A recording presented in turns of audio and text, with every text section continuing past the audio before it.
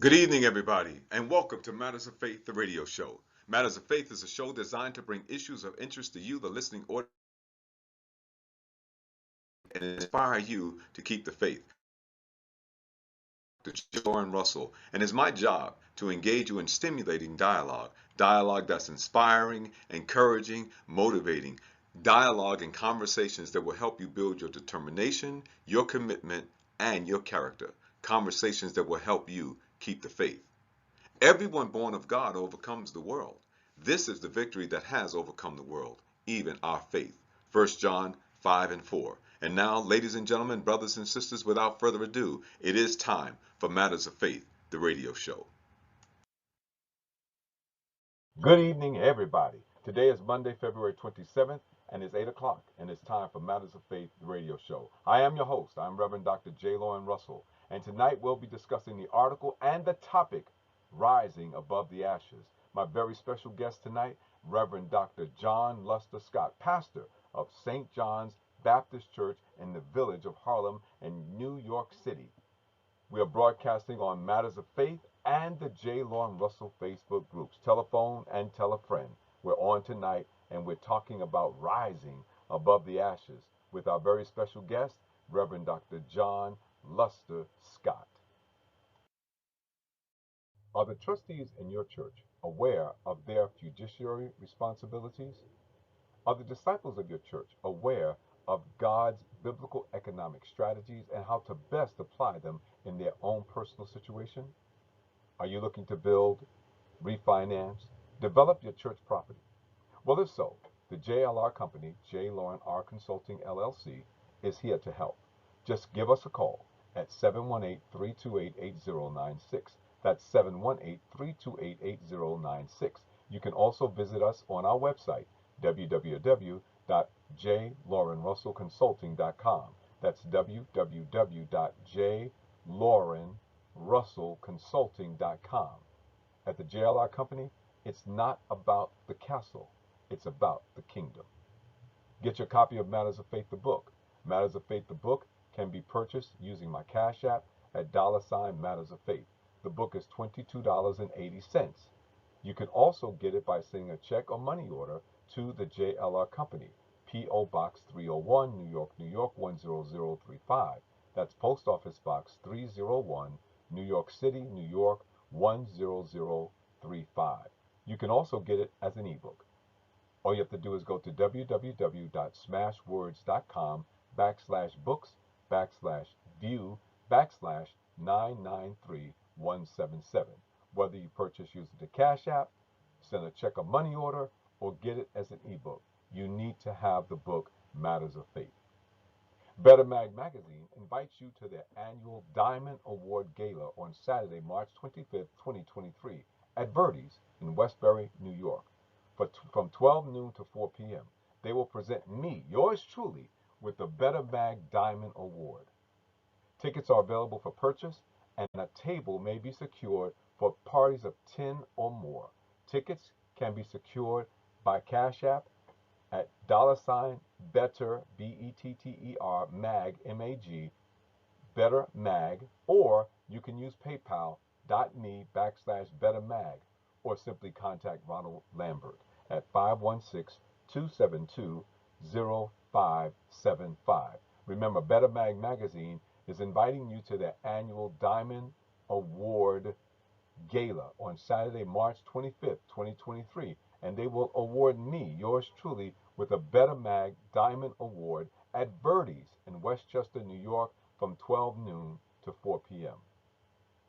Now, check out the Eat Okra app for your every black-owned business all over the nation. Yes, that's right. Eat Okra. Now, subscribe, like, and share our Matters of Faith YouTube channel. Make sure that you subscribe, like, and share our Matters of Faith YouTube channel.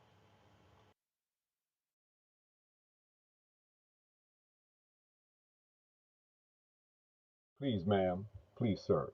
More than ever, we need to make sure that we get vaccinated. This virus is not quite over yet.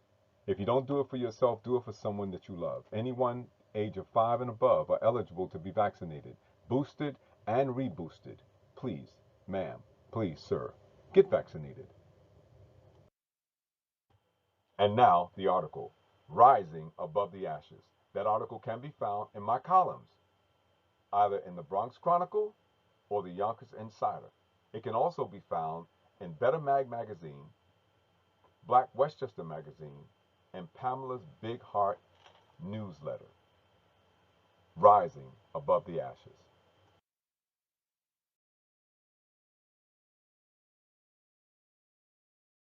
Isaiah chapter 61, verses 1 through 3, New King James Version. The Spirit of the Lord is upon me, because the Lord has anointed me to preach good tidings to the poor. He has sent me to heal the brokenhearted, to proclaim liberty to the captives, and the opening of the prison to those who are bound, to proclaim the acceptable year of the Lord, and the day of vengeance of our God, to comfort all who mourn, to console those who mourn in Zion, to give beauty for ashes, the oil of joy for mourning, the garment of praise for the spirit of heaviness, sir. that More they than may ever, we be need to called make trees sure of that we get righteousness, the vaccinated. planting This of virus the is Lord, not quite over yet. that he may If be you don't do it for yourself, glorified. do it for someone that you Rising love. above Anyone the ashes. age of 5 and above are There has eligible never to be been a better vaccinated. time to Please, sir. discuss rising above the ashes than right now. The last days of Black History Month in 2023 sets the stage for this vitally important and long overdue conversation. A conversation that should challenge us to choose to dismantle racism and degradation from every system in our nation and in the world. It is also a challenge to the privileged of our society to stand up and speak out against systemic racism, even if it means that they must give up their privileges. Only when this challenge is accepted can we end racism and create a truly united states and united nations. In the Isaiah text, the writer speaks of someone who has the Spirit of the Lord on him and given a message of good news for him to deliver to the poor, heal those who are brokenhearted, and to set the prisoners free. In the New Testament, Jesus applied the scripture to himself and said that he is the personification and the fulfillment of this prophecy. Luke 4:18 and 19.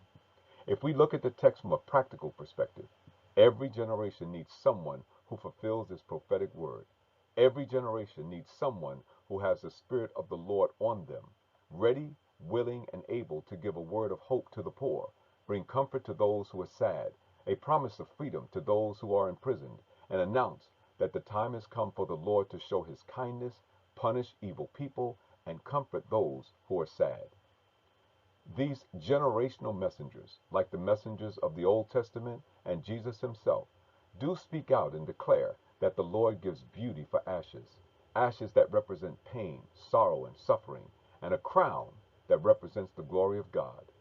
The Lord has a plan for our lives, a plan to bless us, his people, to rise above the ashes and reach the heights he has predetermined for them. You are his people. The question for his people today is the same question of old. Will we heed the prophetic voice of our anointed messengers or continue to exist in the dust and ashes of our wickedness? Each person must answer that question for themselves and decide who they are going to follow, the voice of God or the influence of society. Only one choice makes us rise above the ashes, determined to dismantle systemic racism, destroy degradation in all of its ways, provide oil for joy for mourning, be the garment of praise for the spirit of heaviness, and glorify the Lord as trees of righteousness. Our choices are first individually, then collectively. If we choose to be on the Lord's side, we will rise above the ashes. Be blessed. Now, here's my question tonight.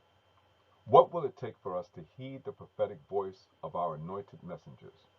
Or will we continue to exist in the dust and ashes of our wickedness? Let me ask that question again. What will it take for us to heed the prophetic voice of our anointed messengers? Or will we continue to exist in the dust and ashes of our own wickedness?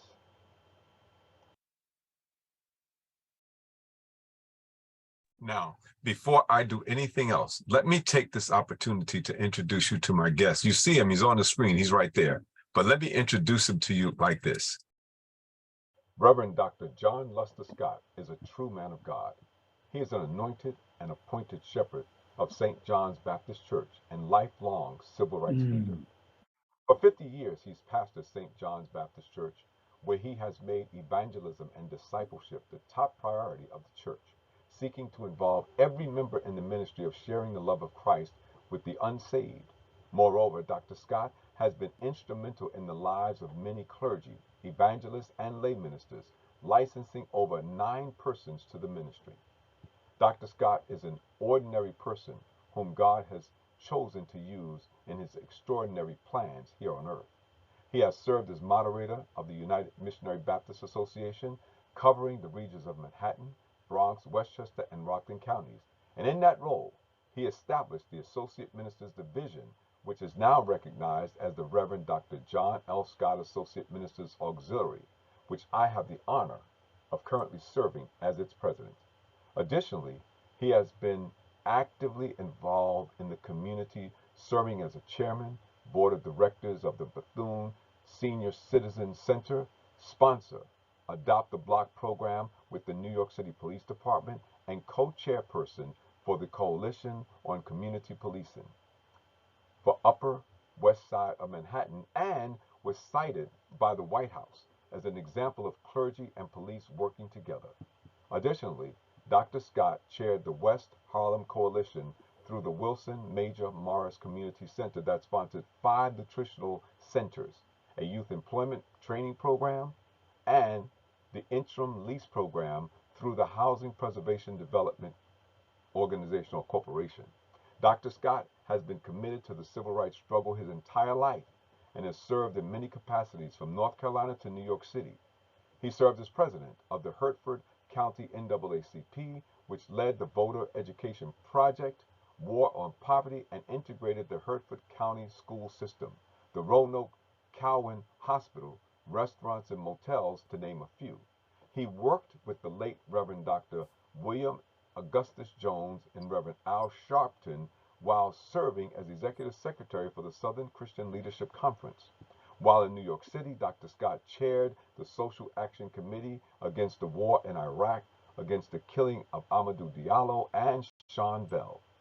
Other awards for Pastor Scott has received includes the W.A. William A. Augustus Jones Social Justice Award by then National Action Network, NAN, and he was inducted into the Martin Luther King Chapel at Morehouse College as a King Fellow, and was recently cited as an Outstanding Alumnus Achievement Award from New York Theological Seminary. More of Pastor Scott's civil rights history can be read in his book entitled Civil Rights: Voice for the Oppressed, the Story of Reverend John L. Scott. Pastor Scott is married to the former Minnie Watts of Portsmouth, Virginia, and they are the proud parents of 3 sons, John Scott Esquire, James Scott, medical doctor, and Jerome Scott. They are also the doting grandparents of 1 granddaughter, Cameron Sophia, and 2 grandsons, Ethan John and James Jr. Pastor Scott continues to be a staunch advocate for the oppressed and marginalized people everywhere. He also sits as a board director for the Harlem Congregation for Community Improvement. To God be the glory. Matters of Faith family, would you welcome with me tonight this giant of a man, especially in our community and to the civil rights movement, a friend, a colleague, an associate, but most of all a man of God, Reverend Dr. John Luster Scott. So did I do it all right? You're in there? That's good. Dr. Scott, good evening and welcome to Matters of Faith, the radio show. I'm so glad to have you. Thank you so much for taking time out of your schedule to be with us tonight. So before I do anything else, let me ask you this question. Look, I've read your bio. People know about you. They know some of the things that's been written about you. They know where they can find more information. But out of your own words, and your own words out of your own lips, can you tell us something about you that we don't know and we really should know? Well, first of all, I'm really honored to be on your program because it's really quite a, what shall I say, visionary, what's a presentation, deliberating on the prophetic vision of Isaiah 61, as well as Luke 4:18, and as well as other prophetic voices. It's quite a vision that the Old and New Testament sets before us and has been demonstrated to minor degree, both in the Old Testament and the New. Something about me is that I guess you might say I'm not supposed to be a success. Was it born to fail, huh? Well, I was I was a sickly child, and when I was in the ninth grade, my legs gave out on me, and I was hospitalized, and the doctor did not know anything he could do for my recovery. And so that night when he walked from my bedside, I thank God for the word of God. I heard my pastor preach on Hezekiah, who wrote God a letter and asked God to give him 14 more years. And I, as a 9-year-old child, I turned my face to the wall. I had not given my life to Christ. That's why it is wrong to say God does not hear a sinner pray. He hears all sinners praise. That's how come we become saints, because he delivers us from being unsaved to being saved. Well, I turned my face to the wall and I told God, you know, when you're a rambunctious little boy, they always say you're bad. Well, I guess I was a bad little boy. But I told God I would not be up if he healed my body and raised me up. I would not be not be a bad little boy anymore. And the next morning, and well, that night, at 9 years old, I had a visitation of the angel. It was a vision that I had in my sleep, and I saw the angel around the corner of the ceiling of my bedroom. And the room lit up. It was illuminated, luminescent. And somehow or another, I just felt so elated, just elated. And the next morning, when I went back to sleep, and the next morning, I was doing fine. And the doctor asked my father, "What happened to this boy last night?" Well, Daddy said he didn't know. But I attributed it to the visitation of the angels on my bedside that night. And I tell you, wherever I go, that God does hear the prayer of the unsaved and those who have not confessed him as Savior and Lord. He heard my prayer, and I'm grateful to this day. That is one thing among many things. I'm an accident. I was not supposed to even finish high school. My father was a 5th grade scholar. He had to quit school because grandpa was a landowner. And he told my father that when his 2 older brothers left, that he had no choice but to take them out of school and come on the farm and help him to maintain his land and not lose the shirt off his back. Well, my father told me, he said, I'm not going to promise you any more than a 7th grade education. And I was grateful for that, because that was 2 years more than what he had, although my father read 2 newspapers every day, the local newspaper and the National News Observer. So when I got to the 7th grade, I was so concerned to impress my father, I made all A's except 2 B's, thinking that it would make a difference in a real way. But when that cotton came, brother, and all that cotton, we would stay out of school 2 and 3 times, 2 and 3 weeks at a time. Yeah. And my Harvest mother would time, begin crying and said, Cofield, that was my father's name. I would say that he was able to hear me. She would say, to be sure, you're not going to let these boys go as far as they've gone, and don't let them finish school, because they're going to need more than you and I to make it. And so when I went to the 9th grade, I always prayed.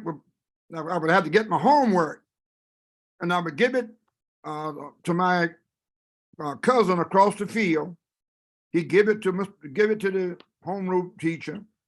And each year, 9th, 10th, and 11th, I was not supposed to be passed. But I asked the professor, would he accept my homework if I sent it to him by my cousin? He said, I'll think about it. So I said, well, I'm going to give you something to think about. All right. So I It sent it only anyway. said Yeah, yeah. that I was passed each year to my surprise. And then upon top of that, I graduated with honors. Wow. Wow. That's why I say, in a real way, finishing high school was a miracle, as well as going through college. But primarily, high school, I was on my father. In college, I did it on my own. Mm.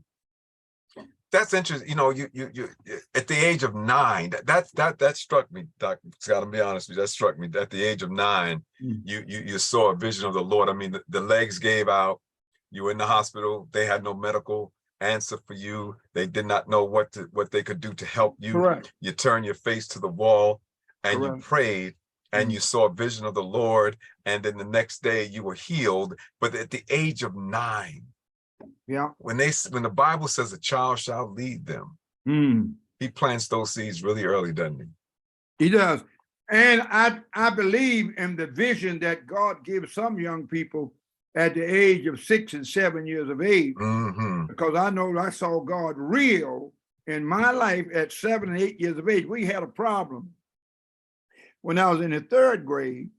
We went one of those Rosenwald schools, which our people don't remember, but Rosenwald was head of the Sears and Roebuck Company, who built over 5,500 schools for Black from Maryland to Mississippi. And I'm a product of a Rosenwald school. And well, I went off on a tangent. Let me get back to where I was when you said I was 9 years of age. Yeah, and so that's why I said that I believe in the dreams and the vision of young people. And I was talking about that school, right? And they back of our school they used as a lovers lane, and left all the debris out there. The kids would pick it up and use it, balloons and all like that. And I was horrified. We had gone to Sunday school, and I heard about David with the slingshot and killing Goliath. So I organized my 2 brothers and 2 cousins, and we went, and I said, now, we're going to take these rocks, and if the man should shoot one of us, the rest of us have to zoom him with a rock. And thankfully, when I went back there, the gentleman was intoxicated. I showed him how to put it in gear, and it got out. And so we broke it up. And I guess I must have been about 10 or 11. But things like that are things that just make me believe in the visions and the dreams that young people have. Yeah. Isn't that amazing? That the Lord will choose young people to put these visions in, and then use them, Exactly. And many times they don't know all of the nuances of the faith, but then again, no one really knows all the nuances of the faith. But the Lord will use them because, I guess, he's right. He says, unless you come to me like a child, you humble yourself, and be as receptive as a child is. Because I would imagine that if you had that vision at 29 years old, not 9, but 29, you may not have responded the same way that you did. Well, I don't know. The visions keep coming and going in terms of the fact that when I was right here where I live on Fish Avenue in Boston Road, near Boston Road, was run over by drug dealers. And people got killed next door. I'm the first house in off of Boston Road of homeowners. And one morning, my wife screamed and said, in the driveway was a man who had been shot in the head. Well, it was as if I heard a voice that said, how long is you going to let this happen and you don't do anything? Wasn't I with you in North Carolina against the Ku Klux Klan? What make you think I won't protect you against the mafia here in New York and the drug proliferation? So what I did, I went down to see the captain right by myself. And I asked him, I said, do you have, well, they said, who you want to see? I said, I want to see the captain. What That's what Dr. King taught us, is that whenever you're going to deal with power, you always talk to the president or the manager, right. Go to the person top. in charge, That's right. because the orders are passed down to the underlings. So I said to the captain at that time, that's almost 30, his name was Austin Ryan. I asked him, did he have any children? He said, yeah, he had a 14-year-old daughter. I said, well, I have a 12-year-old son. Can we work together? Because right next door to me is headquarters for drug proliferation, where white kids and black come and buy marijuana. And can we work together? Whereby we will shut it down and prevent that drug proliferation being distributed down. And he did. He took and moved it down into the Dye Avenue Plaza farther down on Boston Road. So the visions keep coming. Whatever the problems, whatever the trouble, God speaks sometime in a still small voice, as he did Elijah in that cave. And he said, what else must I do before you do something? Just like he did with Moses when Moses was 80 years old. Yep. It doesn't really matter. Now, that's interesting, because I was thinking more on the lines of giving your life to Christ at the age of 9, because you said I didn't believe, I wasn't a believer at that time. Not at all. But with that vision, that changed your perspective and it changed your mind. And I often think that people who are older, sometimes it takes a little more encouraging. Sometimes they have to see the vision 2 or 3 times before they make the decision to give their life up, because they kind of like the life that they live, or they think they like it because, what they're doing, they think is exciting. So the humility that exists in children to go ahead and obey. And then as you go through life, then you can see other ways in which the Lord speaks to you, and he can call you out of anything, and he can present you faultless before the presence of his glory, because that's what he does. But he can only do it with people who are willing to go. You know what I mean? Exactly. If you're not willing to participate. Well, and the truth of the matter is that when we met with the captain, what happens is in my backyard, there's a fence. Yes. And I knew that when I came in every night, the same thing that happened to Wilson's restaurant. He came into his backyard one night, and they say that he had attempted to remove the drugs from his block that was down from his restaurant. Mm-hmm. I knew the same thing they did to him for me, but I just couldn't take it any longer. My wife was school teacher. We living here in this in the parsonage, 2-story parsonage with the first floor and the ground floor, and all of that was at stake, and my life was at stake. Each night I left out, I knew that the dealers knew when I came in, they knew when I came out, and I just trusted God that he was going to protect me, and if he did, if I had to go, I would have gone on, but he saved me from being slaughtered, like it happened to Wilson. You remember Wilson? Who went? I do. I remember it, but I remember it extremely well. I used to be a DJ, and one of my friends played. He was a DJ at Wilson's, and I would go there and help him out on a regular basis. So yeah, I know him. I know him well. Yeah. That's amazing. That's an amazing story. I didn't really realize what had happened until you just said it. Exactly. So now he took a stand. Now I didn't get out there with a bullhorn. What I did, I got together with the clergy of the area, and we met at St. Luke's Episcopal Church. I think it's 21st and Paul. 222nd Street. 222nd Street. I know it well. Yep. Okay. And we organized what was called the Clergy Coalition of the 47th Precinct, and they elected this crazy guy called John Scott as chair. And what was so sad about it, I was concerned about bringing drug proliferation under control. I had no doubt about it. I was not going to get rid of it, but it didn't make any sense. The shooting going through our blocks, selling it right over the mailboxes, right before the police cars pull up at the stoplight, and the police just drive off.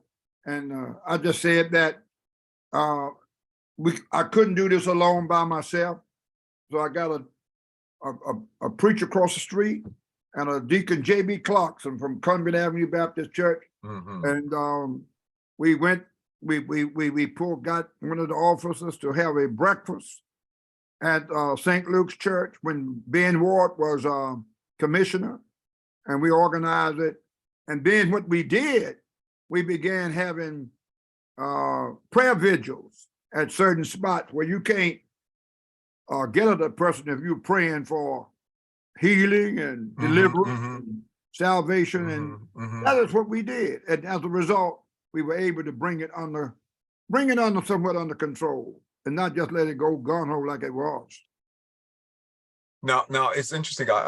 You talked about gathering the other ministers in the community and other people of faith, gathering, putting them together so that you went out as a collective whole. You went out together to do this, praying, going on. I know you went on the street because you had to go on the street. You know, you have to, you had to be there. People had to see who you are, because if they don't see you, then they can't really recognize the dilemma that they might be in. And so your presence makes a great deal of difference. And I, Dr. Scott, I've known you now for a number of years.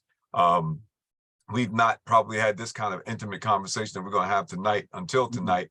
But I've been aware of you. I've watched you over the years, and I've always admired the things that you do, how you go about doing your business and getting things done. You don't sit by idly and just let things just kind of just go by. You don't go along to get along. And that's one of the things I admire about you. You're not that kind of a person. You are the kind of a person that if you see something that's not right, you'll speak up about it. You'll say something to it. You'll confront the wrong, and you'll at least make an attempt, whether it's successful or not, because you can't manage results, but your activities show that you have a concern for it. One of the things I admire greatly about you, and then of course when you began to find out, the history of who you are, where you come from, and what you've done throughout your life, it even makes me prouder to be a person that's acquainted with you. So you're doing amazing. You do amazing things, even where we serve together at the Harlem Congregations for Community Improvement, that organization that I've known since they started. But to being able to galvanize and put together a component of work there that actually builds housing for people who need it, not only in New York now, but in South Carolina and in Georgia. Correct. See, it takes something special. The question that I asked people tonight to consider, and I really want you guys to consider it and begin to respond to it, is what will it take for us to heed the prophetic voice of our anointed messengers? And that's a Reverend John Scott. What will it take for us to heed the voice of the prophetic messengers? Or will we just continue to exist in the dust and ashes of our own wickedness? That's the question I'm asking tonight for people to, but you can address that. Well, actually, I owe a lot of my orientation to the late Dr. William Augustus Jones, who was my upperclassman when I was at Crozer. And Bill Jones always talked about the power of one. Unfortunately, when King was alive, it was the young preachers that rallied around him. The masters of preachers stood at a distance. And the same thing was when Bill Jones led the civil rights movement here, which was Operation Breadbasket.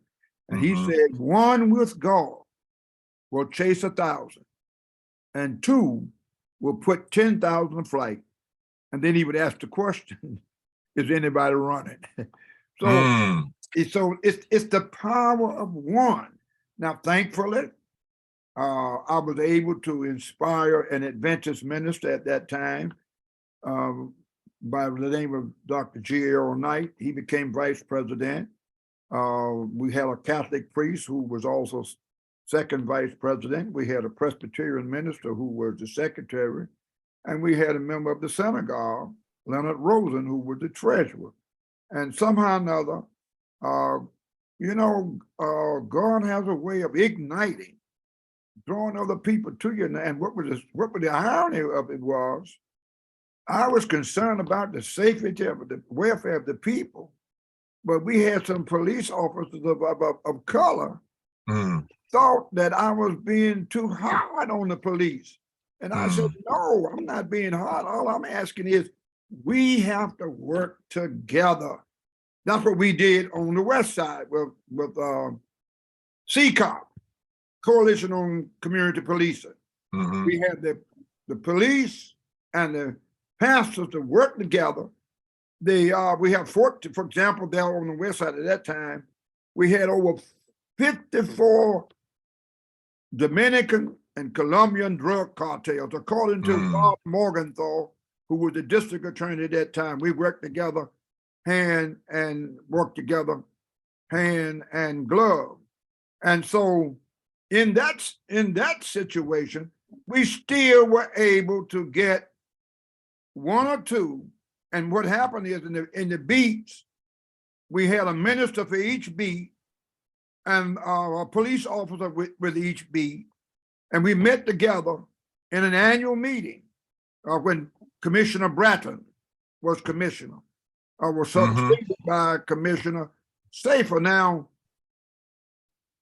I had a white pastor who was the minister of the chaplain intercession that was formerly pastored by Reverend Fred Williams.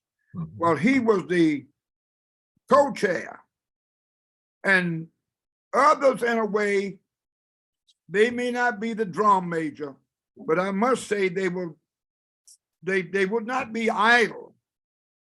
They would do some of the things that need to be done, and what you do, you really create a ripple effect from the planning boards, the precinct, on up to the top command, which we did, and got Bratton to institute what was called which we now have as the annual police clergy breakfast down at one police plaza. So it just takes one in his belief in God. You've got to have that faith. Like the scriptures, as you're saying, without faith, it's impossible to please God, because, and God is a rewarder. You take just like Dr. King, when he went to the march from Selma to Montgomery, he went to the then president, Lyndon Baines Johnson, and Johnson said to him, he couldn't protect him. Johnson asked for the helicopters and the paratroopers. And the last thing that King said the last door, when Johnson told him not to march, King said to him politely and respectfully and reverently, we're marching. And the next day, when we looked out, there were the National Guard on the roadside to protect the marchers, and there was a helicopter. So you gotta act. You got to act. If you don't act, nothing will happen. So some people will get hurt. For example, as you know, Viola Louis lost her life, and even before she was shot and killed, they shot and killed Jimmy Lee Jackson there in Selma, and they took James Reed and stopped. So there will be some people will be injured, but we were fortunate here in the Bronx and there in Manhattan on the West Side when we organized the Clergy Coalition on Community Policing. In the real sense, it was a very salvific moment. It not only, in a sense, reduced the killing of fellow drug dealers, but it also freed up the people, the mothers, to come out on the sidewalk and push their babies in the carriage, or either in the alleyway when it was hot and they didn't have air conditioning, they could get some breeze. So I don't know of a single police officer Well, I don't, even though we did have a few drug killings down on 144 and Broadway. And but we didn't have it at 138th, 139th between Hamilton Place and Broadway, when there was a Catholic priest of Our Lady of Lourdes. He would have the 7 last words out there on the streets. Father Thomas Finland. Oh my God. Woo! I mean, excuse me. I'm sorry. That's all right. That's all right. Listen, get excited about it. That's a good thing. He was when you talk about an inspiring brother. And at that time, we organized a clergy coalition and to have rallies in different churches. And Reverend Weaver was at that time a part of us. And okay. Yes, and Thomas Finland, we met at the Church of God congregation on Amsterdam and 153rd. And Finland, when you talk about, I mean, what should I, fireball for justice. I mean, he was a no-nonsense priest. Interesting. And I know those places. I know the churches and stuff, and I know the congregation of church. In fact, one of my family members years ago, a young lady by the name of Arta, she was just a teenager. She passed away, and her funeral service was there. I'm a native New Yorker, so I grew up here. So many of the things that take place in New York, I know of them because I've been here. And either I heard about it or I know about it from personal experience. But yeah, you know, those days that you're talking about were transitional, transformative days in our lives, because they were so necessary. Up there where you live at, I went to Lehman College, and so many of the people who went to Lehman College was from what we call the Valley, which is up there where you lived at. I'm from the South. The South Bronx. So all the stuff that happened down here in our area, you know, the drug dealing and stuff like that was a daily, everyday occurrence. We saw it all the time. And so, you know, yeah, we didn't have, I don't remember anyone doing a clergy rally of any kind down here to galvanize and to put people of faith together to do something to make a difference in the community. I think it was just community people who stepped up and tried to step out and try to make some things happen. But I don't remember any ministers stepping up and stepping in. Now, some of the viewers might, and they might be able to fill in some of the blanks, but I don't remember that. Not here. Well, I would say this, up here in the what section you call up here in Baltimore, is this the Northeast Bronx? Yep, Northeast. Well, with that word math, we had rallies on the corner when the Reverend Nathaniel Tyler Lord, on the corner of Bolson and Fish Avenue. Right. And then we had those prayer rallies. We would have them at all the spots. Each church would pray at the spot that was closest to them. And then we would have the rally at the Evander Childs athletic field on the national night out against crime and violence. And we instituted that here in New York. We've got borrowed the idea of that they first instituted in Norfolk, Virginia. And now it is in many areas, many precincts, they have it every year, part of the first Tuesday of August every year. And it's national. It's national now. So it's gone national. Okay. And I'm the president of the local precinct in my area, the Precinct Community Council, 42nd precinct. Oh, where? Okay. Or two. And it's interesting because I grew up in this community. I grew up in that precinct.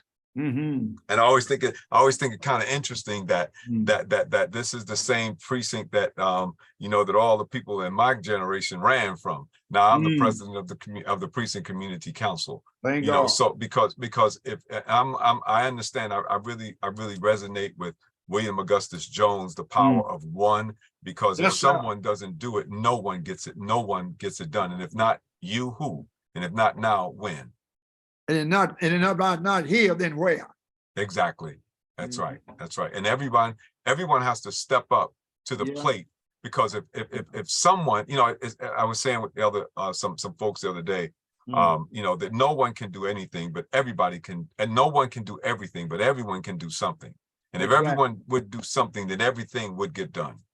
Well, when Bill Jones would close out his rally, and when Al Sharpton headed our youth division of SCLC, Operation Breadbasket of Greater New York, and they would say, I'm one, and I'm only one. I cannot do everything, but I can do something. What I can do, I ought to do.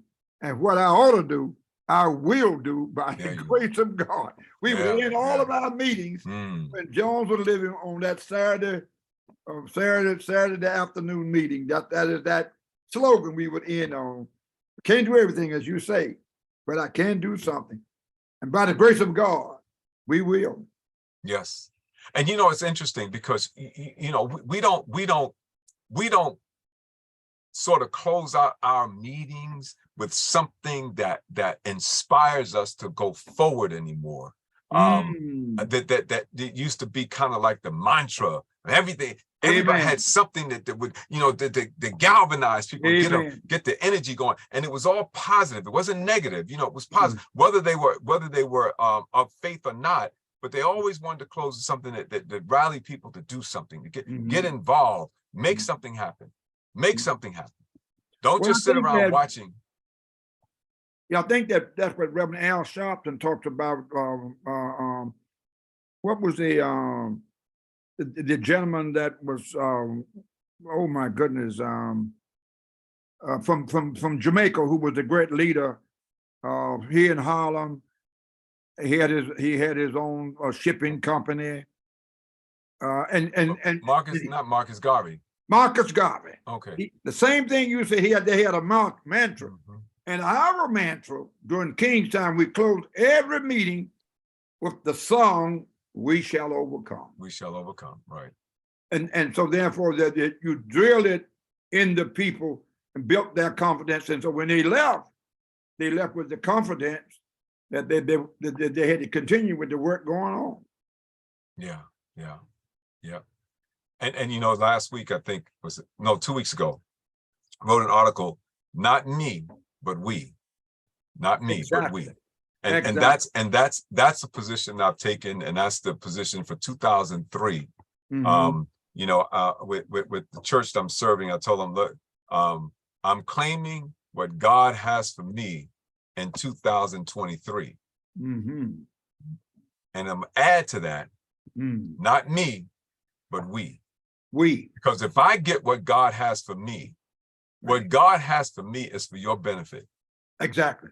Not for me. For you to share it. Exactly. You got to have koinonia. Exactly. Yep. It's got to be, you get it to give it. You don't get it to keep it. Because if you try to hold on to it like that, you literally, it's like a cancer. You can't hold on to it because it eats you alive. You got it so that you can give it away. And that's one of the things I really enjoy. In fact, let me tell you how Matters of Faith functions. So, because it's about 11 minutes before the hour of 9. So here's what we do, right? We'll continue to converse like this because this is what we do. But at 9 o'clock, what we'll do is we'll take a little break, and I'm going to recognize my sponsors, my advertisers, and I'm going to read the article again and ask the challenge question. And then what we'll do during the second half is we're going to look at some of the comments that have been made, because I'm going to challenge the audience to answer the question, and I'm going to put it in the chat box for you just so that you know. So now, y'all all know that I failed typing, so you got to give me a minute to get it together. But I'm going to put it in the chat box so you can see it. And I'm going to challenge you to answer that question, because we want to bring your conversation or your comments into this conversation so that you don't not just sitting there listening to us talk, but we want to include you in the dialogue. And excellent. So I'm going to ask Dr. Scott a question. I want him to kind of answer that too, because I know that he's done a lot of things. And one of the things that he's done is written a book. Why don't you talk about your book? And how what inspired you to write this book? Because a lot of folks in our community have not taken the time to articulate in words what's been going on in their life so that Mm. they can pass it on to future generations, so that we'll have a legacy and a history that we can turn to for the next generation and the next generation and generation after that. So, Dr. Scott, talk about your book, why you wrote it, and who you address it, who did you address it to? Well, I really addressed it to the reading public because I did have the burden as when Isaiah said that the Spirit of the Lord is upon me. Well, the burden of the Lord was upon me was to write the record, give the record, what really happened, because many times when the journalists get a hold of the events, they have a way of watering it down. It's just like the movie with Malcolm X. The Malcolm X I knew in the beginning was a Malcolm X that was scared to live in daylights out of you if you were not committed and really turned on as he was. Because I was in a meeting when he asked, how many of you want to be free? If you want to be free, raise your hand. And they would raise their hands, and I looked around, everybody raised a hand, I raised mine. I was a boy in college at that time. And then he'd ask the question, how many of you willing to die for your freedom? And well, hands slowly went up. But there was a lot of hands that didn't go up. And Malcolm said, well, before you get free, you got to kill off those that's around you. Yeah, and so in a real way, the movie does not convey the real impact. It's almost like it's almost like much of the records that's shown. Henry Louis Gates does an excellent job, but growing up under apartheid here in America was frightening. You had no voice. You had no voice. There was no lawyer that would take your case. There was no judge that would rule in your favor. Land would be stolen from you. And matter of fact, many of the sharecroppers and the tenant farmers, they were robbed. I mean, I had a man that come to me who would get money from the landlord on a weekly basis, and when it come to the end of the year, you would do well. He would say, "Well, you gave me this, and I only owe you $50, enough just to get you through the Christmas season." So this gentleman came to me weeping, saying, I want to kill him. I want to kill him. I said, what do you mean? He said, I have a son that's a math scholar. And see, and they deal with tenant farm and sharecropper, but they don't show the brutality.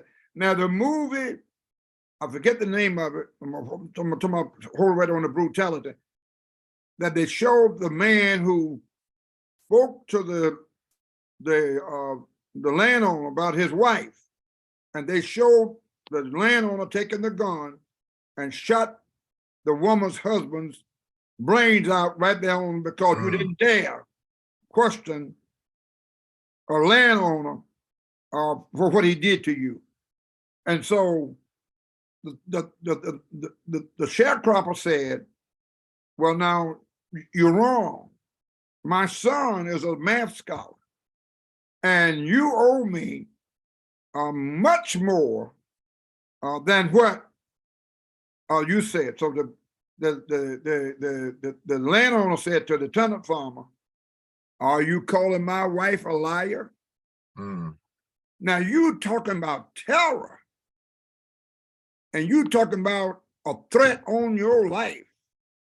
You were a candidate to be either shot or either be found missing somewhere. And in some places they would.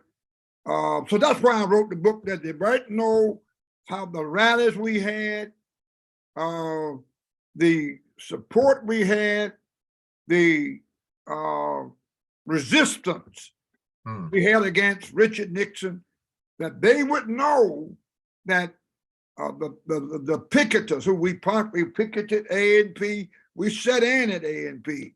We marched from the overseas press curve at 40 West 40th Street to the A&P headquarters and occupied it as a demonstration of courage. And Jesse joined us. So I wrote it that the truth might be known that there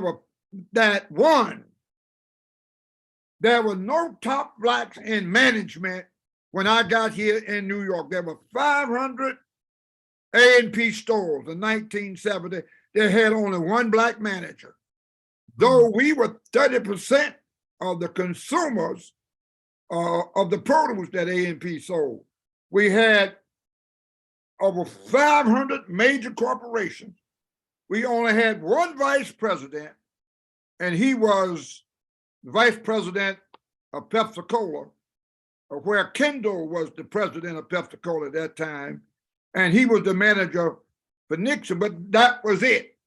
And so the upward mobility we demanded, we asked, we solicited, we would educate the presidents as to the patronage of our people and show that we were at least 25 or 30%. And then across the board, we would demand that they would put money in black banks. We got Hobart Taylor, who was Lyndon Johnson's legal counsel, got him as the first black on the board of A&P. They put money in black and Hispanic banks. They used black advertisers. They used service companies. They didn't give a dime, D-I-M-E, to found black causes or black colleges. And they began doing that. So I wrote that we might know, and that when you see black managers and you see at the top, like what is that? When they have a Mr. Hewlin Fierce was the first black ever in the history of Chase Manhattan Bank. Reason why I know that is because he was out of Bethany. So I just wanted them to realize the good that Dr. Jones did by sacrificing his family, because he had a family, his wife, and 3 children. And matter of fact, his daughter, Jennifer Jones, yes, sir, is his youngest daughter. And that's why she is talking about equity and got the mayor to endorse the concept of equity in employment and in salaries. Well, I thank you so much for sharing that. Let me do this. I'm going to, for a moment, I'm going to disappear. You can come off screen if you want to for a moment, Doc, if you want to do that. I'm going to share my screen again. Okay. Let everybody, I want you to see this. This is you. This is what everybody out there going to see tonight. This is you. They see you up there. That's you and me on that poster right there, on that flyer. And you're the more younger. Yeah, well, I may look a little younger. Yes, sir, I'm the younger. But let me go ahead and recognize those advertising spots. And we're gonna come back. I want to make sure that we get our comments in and so on and so forth. So very well. Are the trustees in your church aware of their judiciary responsibilities? Are the disciples of your church aware of God's biblical economic strategies and how to best apply them in their own personal situation? Are you looking to build, refinance, develop your church property? Well, if so, the JLR company, J. Loren R. Consulting LLC, is here to help.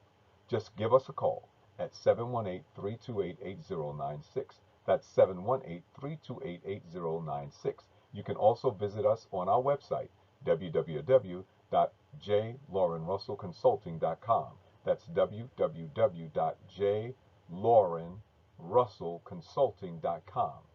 At the JLR Company, it's not about the castle, it's about the kingdom. Get your copy of Matters of Faith, the book. Matters of Faith, the book can be purchased using my Cash App at $Matters of Faith. The book is $22.80. You can also get it by sending a check or money order to the JLR Company, P.O. Box 301, New York, New York 10035. That's Post Office Box 301, New York City, New York 10035. You can also get it as an ebook. All you have to do is go to www.smashwords.com/books/view/993177. Whether you purchase using the Cash App, send a check or money order, or get it as an ebook, you need to have the book Matters of Faith. Better Mag Magazine invites you to their annual Diamond Award Gala on Saturday, March 25th, 2023 at Verdi's in Westbury, New York. From 12 noon to 4 p.m. They will present me, yours truly, with the Better Mag Diamond Award. Tickets are available for purchase, and a table may be secured for parties of 10 or more. Tickets can be secured by Cash App at $better, B-E-T-T-E-R, mag, M-A-G, Better Mag, or you can use PayPal.me/BetterMag, or simply contact Ronald Lambert at 516-272-0575. Remember, Better Mag Magazine is inviting you to their annual Diamond Award Gala on Saturday, March 25th, 2023, and they will award me, yours truly, with a Better Mag Diamond Award at Verdi's in Westchester, New York, from 12 noon to 4 p.m. Now, check out the Eat Okra app for your every black-owned business all over the nation. Yes, that's right. Eat Okra. Now, subscribe, like, and share our Matters of Faith YouTube channel. Make sure that you subscribe, like, and share our Matters of Faith YouTube channel.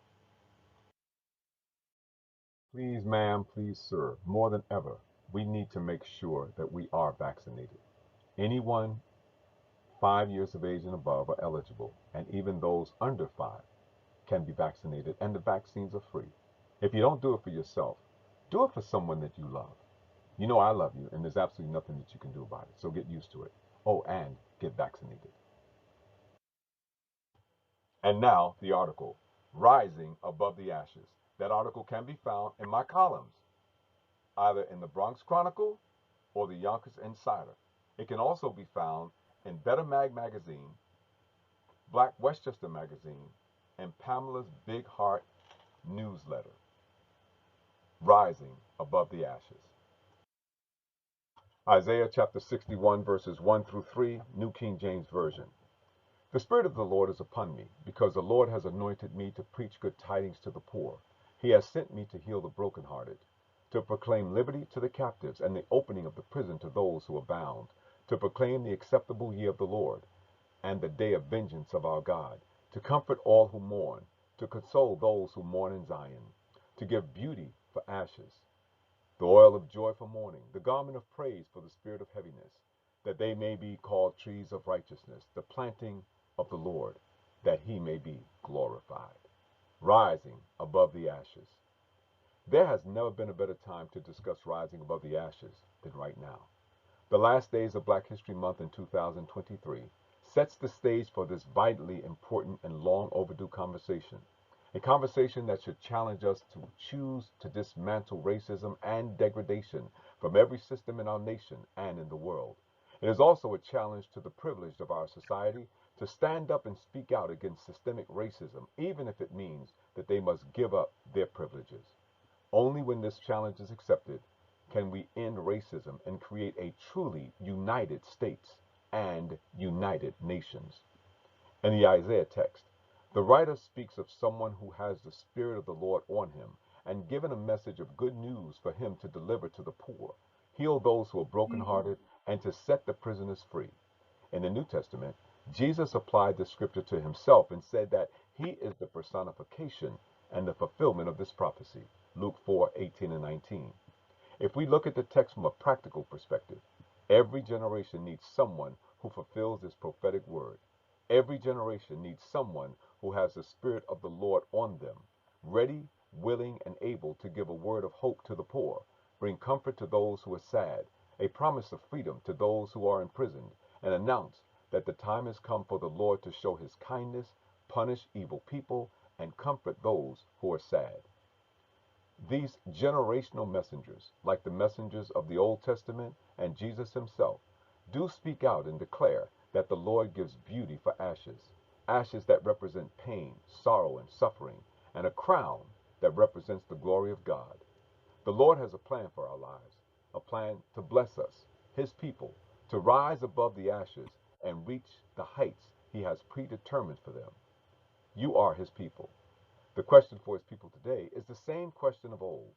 Will we heed the prophetic voice of our anointed messengers, or continue to exist in the dust and ashes of our wickedness? Each person must answer that question for themselves and decide who they are going to follow, the voice of God or the influence of society. Only one choice makes us rise above the ashes, determined to dismantle systemic racism, destroy degradation in all of its ways, provide oil for joy for mourning, be the garment of praise for the spirit of heaviness, and glorify the Lord as trees of righteousness.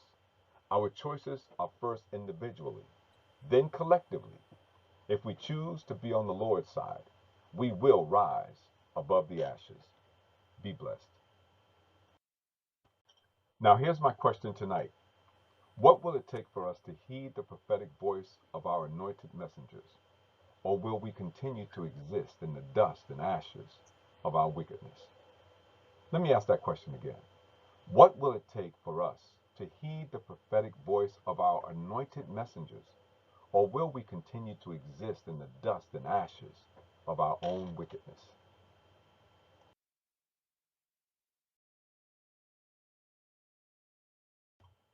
Our guest tonight has already distinguished himself. I don't have to say much about him. I don't have to do a whole lot of introductions because he's already introduced himself. And so let me bring him back so that we can close out our show with power and impact, rising above the ashes. My brothers and my sisters, Reverend Dr. John Lester Scott. Amen. Now I got to get Reverend Dr. John Lester Scott to come. There he is. There he is. Right. Glad to have him. Hey, listen, you know, I had said that I wanted to begin to bring in the voices of those on the outside so that they can become a part of this conversation on the inside. Good. And I do want to do that. So let me share with you a couple of things that have been said already, and then I'm going to have you to comment on those things, Dr. Scott. Okay.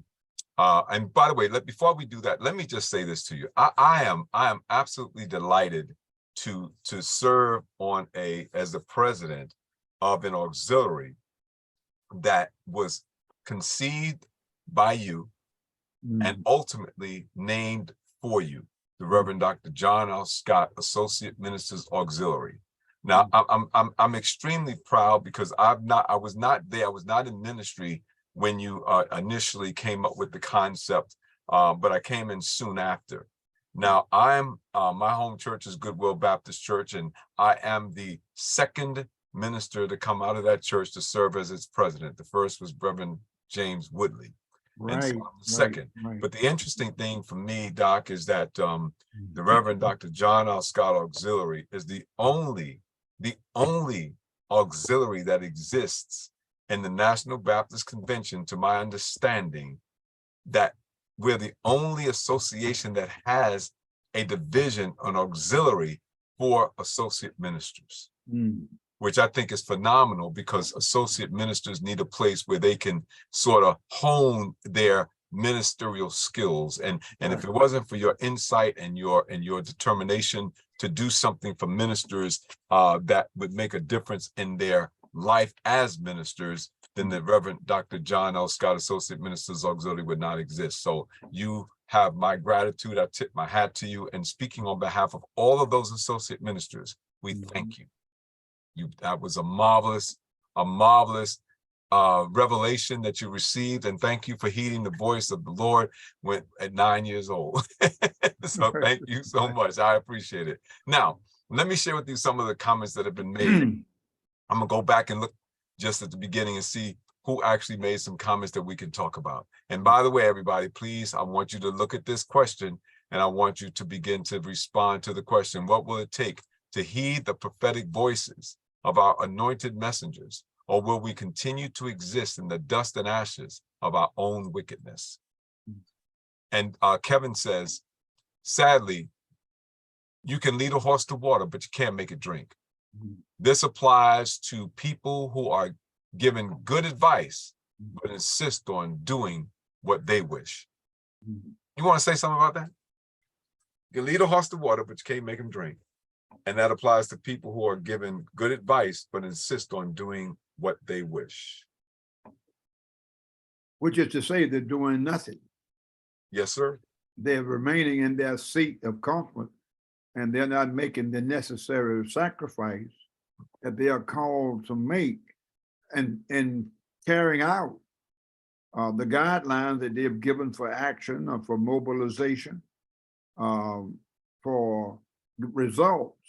And what like to say that the man was riding on a Sunday afternoon on a horse and buggy, and he saw this hill full of roses.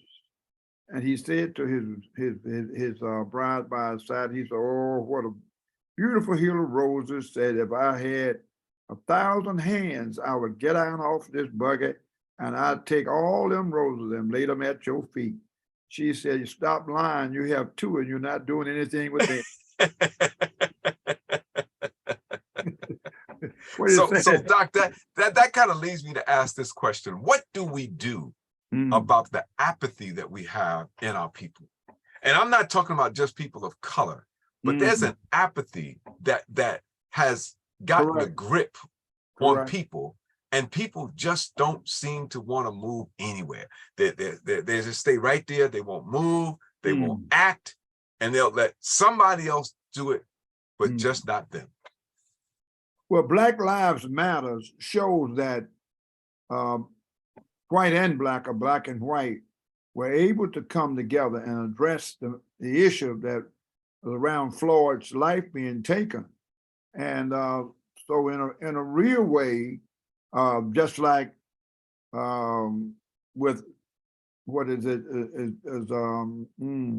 Tyree Nichols, it was the mother and different ones, they acted naturally. Some of the masses stood back, but you always have what Dr. Sandy Ray once called a vocal, a vocal and a militant minority. That minority is an action-oriented. For example, when they had the riots down in Baltimore, Maryland, I forget Bryant's first name, but he and Harold Carter Jr., they went out, they met first at his church, at New Shiloh Church, and then they went out in the street and met with some of the rioters to bring the rioters down, those who were determined that they were going to bring, but they were just acting out of desperation. It is no different than what happened in New York in 1621 and 1641, when Peter Stuyvesant, with his settlement that they had there of indentured servant as well as the enslaved. And they operated, the headquarters of Trinity Church there on Wall Street. But the treatment was so bad until whites joined with blacks in 1741 to destroy the colony, to take over the leadership in order that they might have more equity and they might have more, just dealings one with another, because they were woefully exploited. And unfortunately, 100 right here in New York in 1741, you can get that in that book, Root and Branch, written by Graham Russell Hodges, and you can read about the event. 100 persons were sentenced to be lynched and to be drawn and horse and drawn, where they put the rope around your neck and around your foot, and they send the horse in different directions. Yeah, yeah. So the violent uprising that occurred around Floyd's death and the other deaths it's not uncommon to people when they feel they have no other option and they strike out, you know, and they strike out in archaic ways, and in anarchy, and anarchy. So what can be done is that where you have your various organizations, you got your NAACPs, and you've got to have to get in there and begin to strategize. We once here in New York, through New York Theological, when there was a lot of killing going on, we came together at New York Theological under Bill Howard, who copied the model from Boston. They found out whenever the ministers put on their overalls and regular shoes and walked the streets and met the people, in 1 year's time, there was no killing of anybody in a solid year. Now, Jim Brown had a program that once he brought here, when Reverend Butts was very influential in that program, called America I Can. And they found that as far as the incarceration rate, when the inmates were released, that 80%, well, you know, before that, America, whenever they got in America, before America Can, America I Can, America I Can, they found that 80% returned back into the prison network. When they went into America I Can, 80% did not go back into the acts of crime and recidivism, so right? But so what Dr. Scott, what do you think the key ingredient to that was? Why did that such a drastic change? And I understand, even before you say anything, I understand why it wasn't sustained and why the powers that be didn't pick it up and run with it, because you know, because actually they had to feed that monster called the prison the judicial system. Correct. So you got to feed that monster. But so they wouldn't follow it. But when you have such drastic and such an impact, you know, why can't we sustain those things over a period of time? Well, unfortunately, it was funded at that time through the Ford Foundation. As you know, Dr. Butts had a lot of influence with Governor Pataki.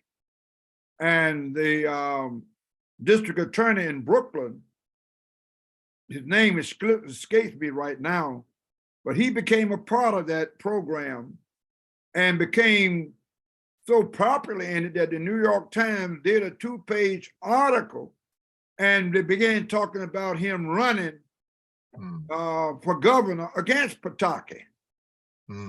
Well, believe it or not, as you said, Pataki did not refund the program. I get the gentleman's name in Buffalo, who was very influential in the Congress, who had also joined with Pataki and with Reverend Butts, along with Jim Brown, and being funded. And when Pataki no longer funded the program, we had set up 10 different sites, one at Abyssinia, taking former inmates, one at St. John's, one at Mount Calvary, where Adolph Roberts was, and one at Memorial, where Preston was. Right. I think 4 in Brooklyn. And but with the good that the former inmates, they had come through the prison, the seminary behind walls. That's what it was called under Bill Weber. Seminary behind walls. With the good that they had done somehow or another, Pataki felt so threatened with the district attorney of Brooklyn possibly running against him because he had become very popular that he chose. And I mean, I guess I was just as guilty as anyone else. We should have gone up there and picketed the governor's office in demand the reinstatement and the mobilization of the clergy, some of the clergy, although we had one church said that they didn't want any inmates in their church. Well, St. John's almost did the same thing. So what I did, I learned from what I did my homework. I started how many people, I had about 5 associate ministers at that time, how many of them have had son or daughter in trouble with the law? I found out what I did, make a long story short, we had over 40 some families whose family had suffered incarceration. And so what I said, in light of that number, we cannot abandon those who are coming back into our community without giving them a constructive environment. They worked through our churches and they got jobs. And they met with their probation officers, which was very effective. But for some reason or another, there was a phobia, a fear around having inmates in the various congregations working on a daily basis, because we had to give them a office space, and they had to have meetings with the troubled young people from the community. Right. Great idea, but when it was not refunded, that's what happened. The government has a way of funding good ideas, just like out in Warray, New Jersey, when they had that scared spray. But it became so popular that the government refused to refund it any further. And in a real way, we don't have the funds ourselves to fund it, or let's say we didn't have anyone strong enough to go out there on the limb and ask us through missionary efforts. Because a lot of the things that Dr. King did, we were not funded. Right. All over the South, the freedom rallies, the voter education drives, it was done by volunteers in every community, in every state particularly across the South. So, I love what you're saying. I remember years ago, I was working for an organization. It was a GED program. And I was a job developer, and I put together a program along with the Office of Children and Family Services.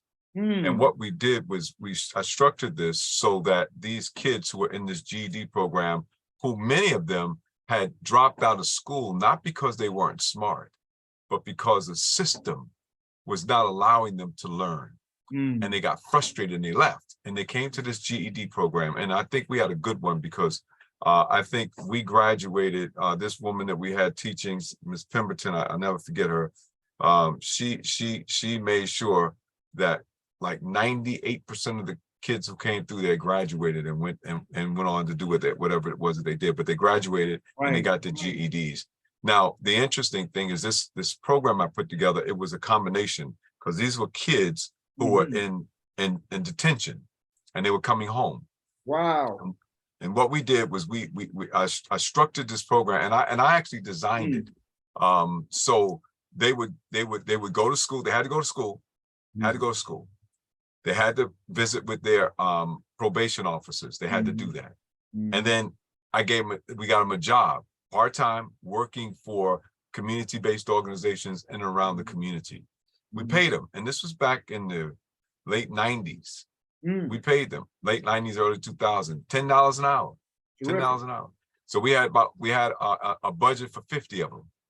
Wow. 50 of them. It was great. And then on Friday, they would come and see me, and I would teach them life skills, economics, everything about life. I would teach them on Friday afternoon. There was a caveat that I added. I said, we won't add any new people to this cycle. If anybody drops out, because it's voluntary, you gotta want to do this, right? Voluntary. Anyone who drops out, and it was 10 hours, I think it was 10 hours a week that they work, plus a couple hours of me, so they got paid for 12 hours a week. They would literally, if anybody dropped out, we would take the money that we paid them and spread it out among those who stayed. So that at the end of the cycle, if they were, let's assume we started with 50, if we wound up with 20, then that was 20 splitting the money that was going to 50. So at the end of the cycle, some people came home with a lot of money. Because my contention is that a lot of the crimes that they were committing, a lot of the things that they were incarcerated for, even as young people, as children, as juveniles, was all contingent upon money.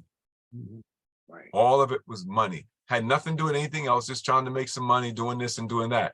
So we did this. It was great. It worked. I mean, it literally worked. I've seen kids, one of them, even to this day, I stay in touch with. And this was like almost 30 years ago. They stay in touch with me because we made that kind of an impact in their life. We stopped, they defunded it. They defunded, didn't want to put any more money into it after that first cycle. One of the kids that was in this program, and he was a young man, he had some mental developmental issues, which we knew, right? So but he was great. He never missed a class, he never missed school, he never missed meeting with me, he never missed his work, always on time. So when they defunded it, he was home one day with his friends. His mom was a correction officer. She had a gun in the house in a safe. He opened the safe, little gun safe, took the gun out and shot out his window, and they lived across the street from a school. He shot and killed someone. And that was the day that he would have been with me. He was on the front page of every newspaper in New York City and probably around the country. Kid was convicted. He shouldn't have been convicted because he was a tall, he was a big guy. He's about 6'4". So a guy 6'4", he was about 17 years old at the time. Intimidated a lot of people because of his size. But if you talk to him, you'd find out that he had the capacity of a 12-year-old. He was mentally challenged. Yes, he was. Yes, he was. And the reports that came out in the newspaper, because he had been incarcerated before as a juvenile, was that he was a monster. And it broke my heart, because had that program that we put in place continued, he'd have been with me. Exactly. And it wouldn't have happened. Exactly. And you're right, you know, and so I look at that and say, how can we create sustainability? So we've got great ideas. People come up with great programs and projects and initiatives, but unless we can figure out a way to sustain it, and we can't depend, even though we have people of our own hue now who are in these leadership roles, we still can't depend on public monies to do private things. Well, we can do something further. Now, Lyndon Johnson began the anti-poverty program in '64. Right. Now, what happened was, unfortunately, when things get well, we get at ease in Zion.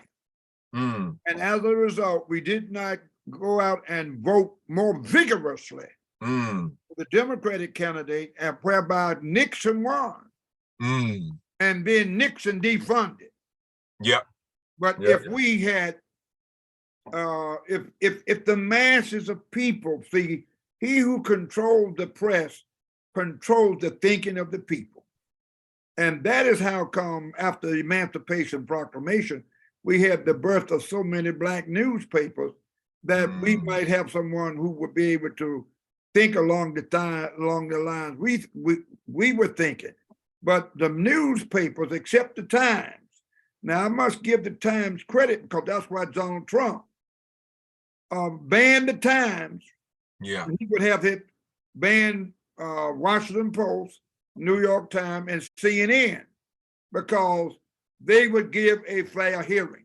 Now, if the press had given a fair hearing and not sided with Nixon, we would have been able to continue that anti-poverty program and would never also have had those students shot down in cold blood on Kent State of their own kind because they were demonstrating against the Vietnam War.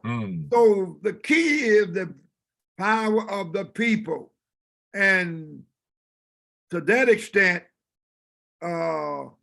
Stokely is right. Power belongs to the people, but until the people of every man in the street becomes alert and wakes up and realize that his welfare is in jeopardy in these elections, the powers that be regain control and regain authority. And just like the Republicans were talking about getting rid of food stamps and changing social security. Now, if they had, if Trump had won, oh my God, I don't know if I don't think that we would have ever had a government as bad as we would have had if he had won. If he had won. For a second term. Exactly. We would have been, you know, I mean, I felt a complete void in my spirit to think that he would win a second time, because we would have literally, we would have never seen anything like it. We would have nothing to compare what we would have seen had he been voted in for a second time. He'd have turned back the clock because he was a Ku Klux Klan sympathizer, and you see what January the 6th was all about. Yep. We would have been under a Confederate mentality. Yep. And so and thank God the people did come out and vote, like in Georgia when he asked for. So if thank God they were aware there in Georgia and in Pennsylvania. Yes. The masses of them, but now that small group of Trumpites, they did not care how things would have went bad, as long as not just a terrorist government. What's the term when you got a repressive government? Fascist government, a fascist. There you go. That's all they wanted was a fascist government. They didn't care anything about democracy.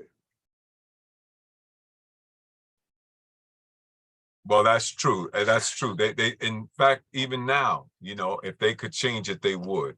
You know, but I'm glad that some of the more level-headed persons are prevailing, and they've actually convicted many of these individuals now of you know, of sedition.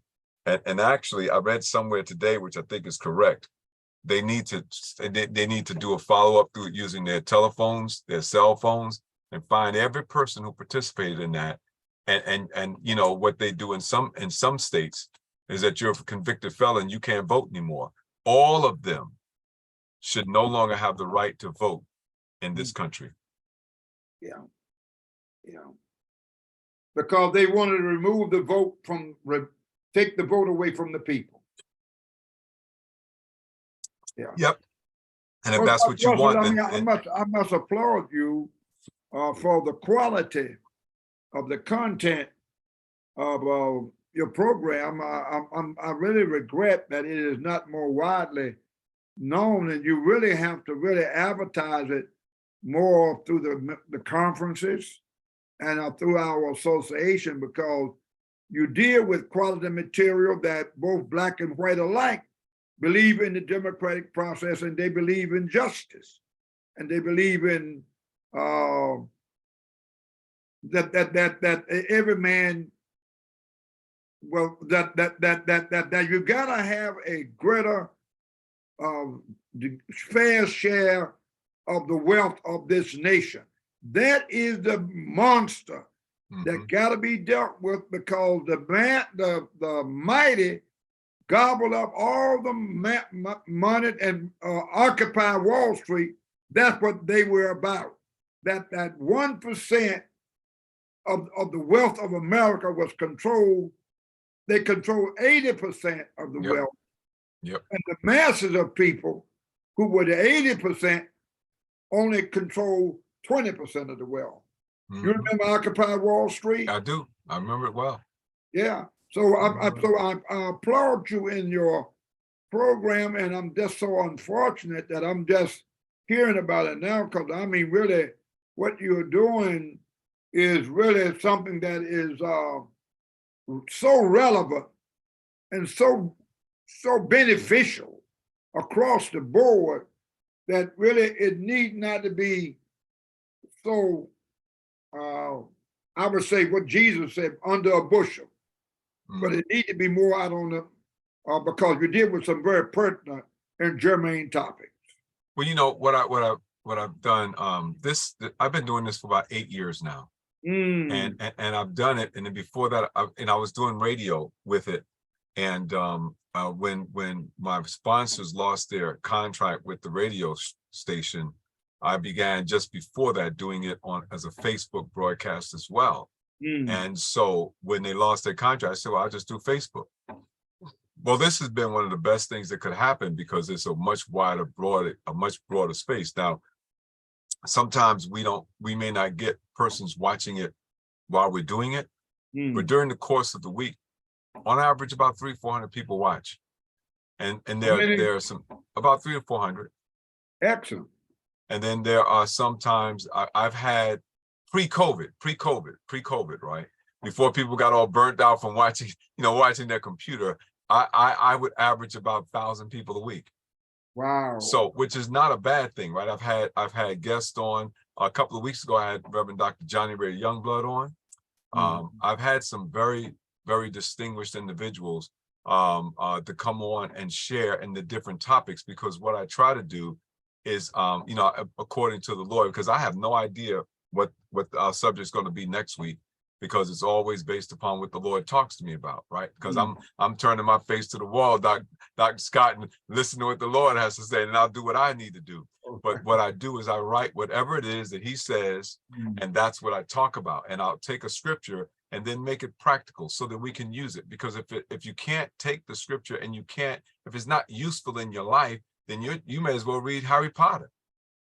You may as well read something that, this is a practical show. How can we take scripture and put it into our lives so that we can incorporate the word of God into our everyday life living? Because this is where we are. A person who's also good in that line of thinking, Alan Paul Weaver. Yes. He's very active in the NAACP there. He's been my guest. And I gotta get him back on. So he's been my guest. I think he's been on. He might have been on twice already. But yeah, I reach out. I've been trying to get Dr. Lowe and Dr. Washington, and sometimes their schedules don't allow them to do that. But I do want people to hear from our leadership. In fact, on Better magazine is one of the magazines that covers that carries my articles.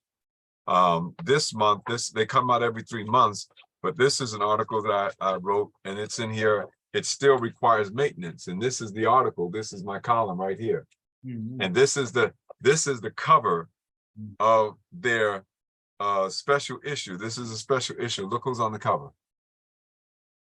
Without a doubt, yeah, Carl Washington. That's right. And so this is a joy. And they're having and I said this before, they're having a banquet on March the 25th. And they're awarding me their annual Diamond Award. Excellent. And so the tables are available. You can buy tickets to the table.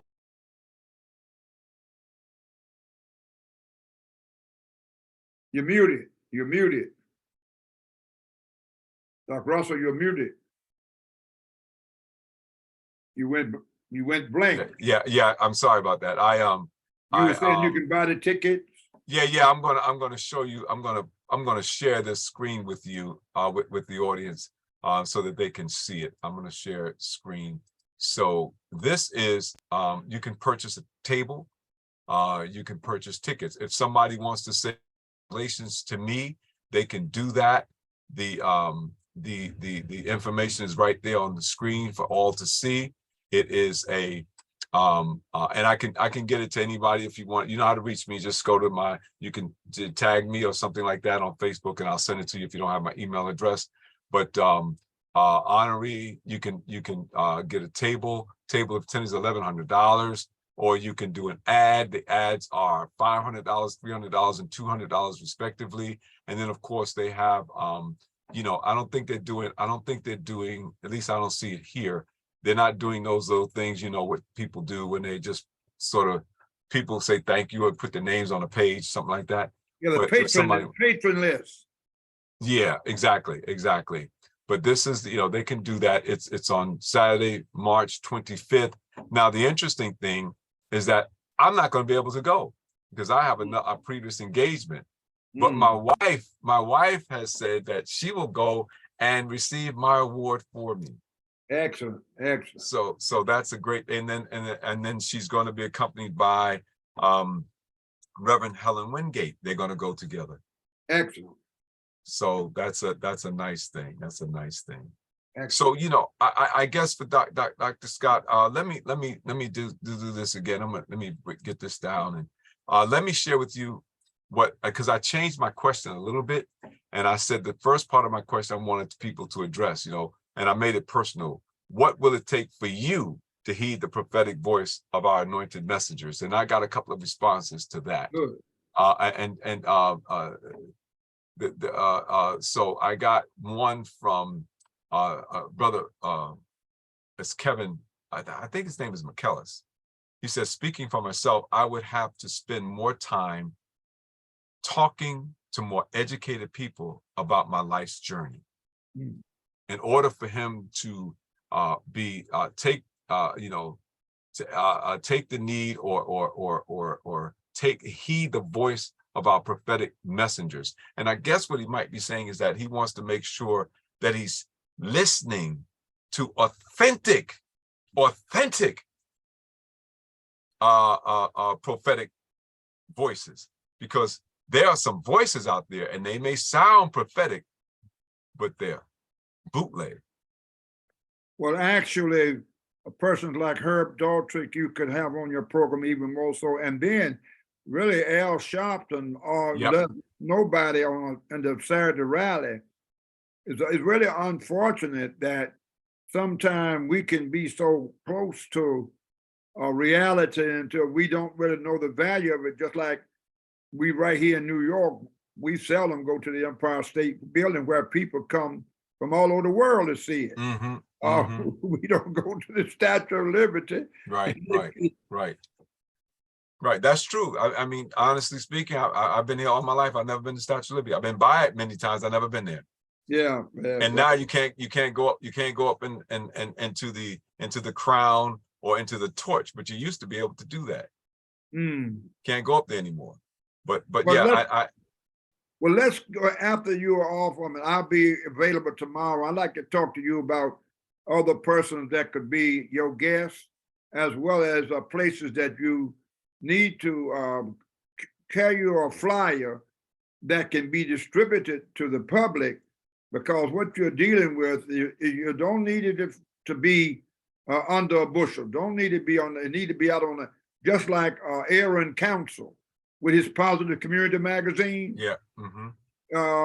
At one time, there were those who tried to muzzle his Unfortunately, she's now passed, but Anita Burson was his worst adversary. But it portrays and shows some of the most positive events that occurs in our metro area more than any magazine. The New York Times, no, not the New York, Amsterdam News does not show the volume of activity of constructive and progressive events that take place throughout each of the months. Now he will have in there this. I think this issue has a salute to Reverend Butts, who really was a colossal figure. Now, following that, they just had the Emancipation Proclamation. So Aaron Council is a guy you need to have on because he has a Emancipation Decree that when it became the 100th anniversary of the 200-year anniversary of that he framed it, and really it would be a great asset if you were able to advertise it on your program. That's not a bad idea. In fact, he and I have been talking. He's been trying to get me onto their radio program, and I've been trying to get him onto mine. So we have been in dialogue. We just haven't been able to make it happen. Okay. I've been trying to. I approached them to see if they would carry my column as well. But I haven't gotten any positive response to that. But you know, but I think it's a good idea for me to be there because you know what I do is different from what others do, and I think the voices need to be heard. But I thank you for that. I thank you for that. I appreciate that a lot. Well, thank you for having me. My dinner is getting cold. And well, we have about I tell you what I'll do because I've got about little more than 10 minutes left. So what I always do at this time is this. Let me allow you to share any way you want, because I really want to thank you for being with us tonight, but share it any way you want, and then I'll close out. All right. So so Dr. Scott, I'm gonna turn it over to you. You can say anything that you want. You can sort of wrap up everything that you said, give us your words, and then when you finish, then I'll close out. We're done for the evening. Well, I must say that one of the most successful efforts that I was a part of on the West Side was called CCOP, when Commissioner Bratton was commissioner, and he lifted the badges of the 30th precinct. He apologized to the community for allowing it to be run underfoot by those who were the drug proliferators. Now, unfortunately, Earl Cooper Camp, unfortunately, when certain leaders leave, I received a lot of my impetus from him as he became then director of St. Mary's there on Broadway, Old Broadway, right above 125th Street. And somehow or another, we failed to really plan with the success how to escalate beyond that to be an example for the entire city and to even hook it up for the entire state of New York.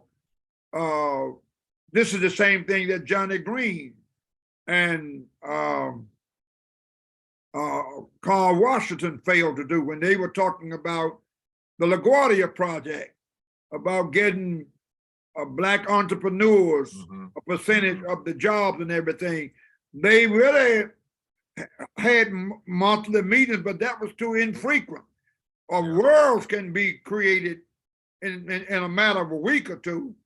And unfortunately, we have to begin doing long-range strategy that once we brought the drug proliferation under control, we should have been prepared from where do we go from here?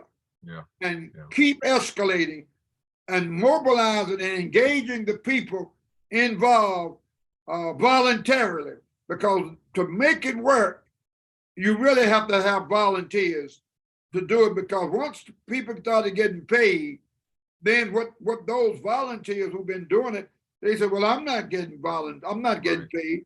Let the paid ones do it. I was not paid to organize the 47th, the clergy coalition, or the 30th, or when we organize CCOP, or when we have to adopt a block through Lee Brown. And but as soon as we have a little success, unfortunately, we drop off, and that is a mistake, because then we do not maximize.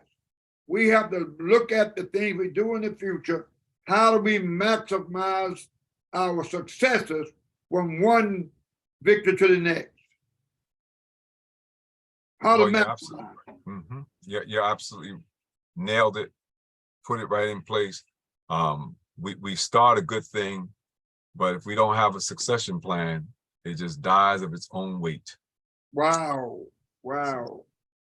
So let me close out. I want you to stay with me just for a few more minutes and then we're done. But do you know that systemic racism is just as diabolical as COVID was? The numbers of people dying by the virus is down, but they're still dying.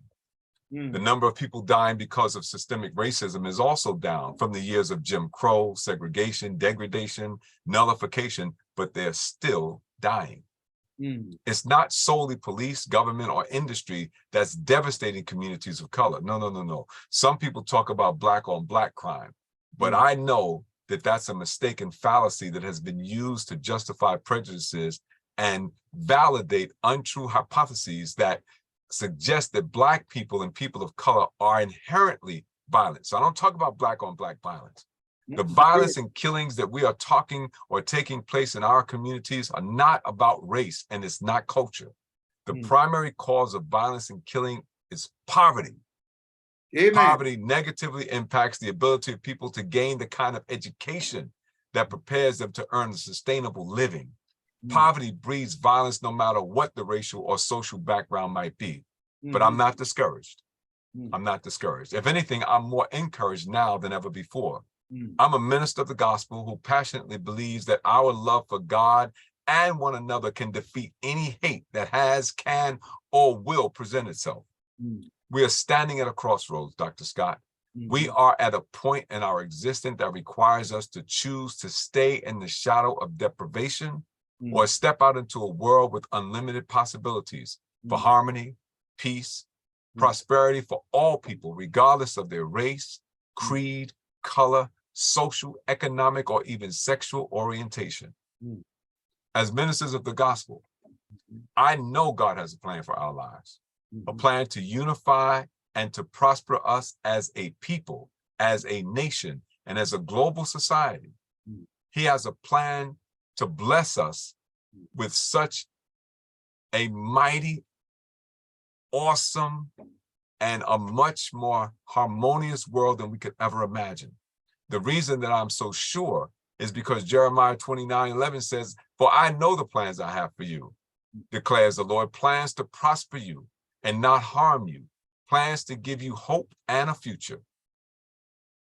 People like my guest, Reverend Dr. John Lester Scott, gives us even more hope that the Lord really does have plans for us to prosper and plans for a bright and glorious future. Thank you, Dr. Scott, for sharing your journey and your passions for the matters of faith family, that you can show us what it means to really be about the Lord's business. Not just talking about it, but truly being about it. That's what I like most, that you're not talking about it, you are truly being about it. Now, we are tonight watching you, listening to you, heard you, and we recognize that you are a walking legacy of hope, wrapped up in flesh, and doing the work that helps us know that we are rising above the ashes. I know that you are retiring from active pulpit ministry, and I say congratulations, for the moment anyway, because I don't think you can get away from preaching if you wanted to, and relocating to the place of your wife's birth. You're going down to Portsmouth. I got a couple of friends down in Portsmouth, and one of them's a pastor. I'm gonna make sure that y'all connect. But I want you to plan to make arrangements to return and bless the Matters of Faith family again. And once you're settled, Let's reconnect and Good. schedule another day for you to continue the education process that you started tonight. Because one of the things I like about doing Matters of Faith and using this format is that it don't matter where you are. You can be right here. We'd be in the same room at the same time doing the same thing. You can be anywhere in the world and you can still be with us on Amen. Matters of Faith. Man. Now, don't forget our sponsors and advertisers. The JLR Company, J. Loren R. Consulting, LLC, for all your church financial needs. Call 718-328-8096, 718-328-8096, or visit our website, www.jlorenrussellconsulting.com, www.jlorenrussellconsulting.com. It's not about the castle, it's about the kingdom. Matters of Faith, the book. I've been talking about it, but this is the book. I wrote a book too, Dr. Scott. That's it. Matters of Faith, the book. You can use my Cash App to get it. That's $ Matters of Faith. The book is $23.40, which covers shipping and handling. Or you can simply get it as an ebook. I put that information on the chat on the Facebook, but I'm gonna tell it to you. It's www.smashwords.com/books/view/993177. Again, it's in the chat box. You can go back. And you will lecture from that book at our conference. I promise you that we'll have you as one of our lecturers. I'll love it. I would do it. I would love to do it. Better Mag Magazine, www.abettermag.com. That's www.abettermag.com. Now, use that. You can also purchase your tickets that way. But I want you to subscribe to this magazine. This is another way for us to support one another. A 2-year subscription to Better Mag Magazine is just $27.50. It's a 2-year subscription. $27.50. $ Better Mag or www.abettermag.com. Now, don't forget to subscribe, like, and share our Matters of Faith YouTube channel. Telephone, text, email, message, any way you do it. But tell a friend to join us next Monday night on Matters of Faith, the radio show. I cannot tell you what the topic will be or who my guest will be, or if I may even have a co-host, but I can tell you this. You don't want to miss the show. You don't want to miss the show. You don't want to miss this program. We will be live on Matters of Faith and the J. Loren Russell Facebook groups. Then we will do with that episode what we're going to do with this episode. We're going to drop it on our Matters of Faith YouTube channel so that you can see it anytime, anywhere, and you can share it with a friend. So make sure that you subscribe, like, and share the Matters of Faith YouTube channel. Now, the Lord bless you. The Lord keep you. The Lord make his face shine upon you and be gracious to you. The Lord lift up his countenance upon you and give you peace. Now, if no one has told you this today, let me be the first to say, I love you, and there's absolutely nothing that you can do about it. So get used to it. Dr. Scott, again, thank you so much. Now, good night, and God bless to everyone. Amen. And good night. Good night. God bless.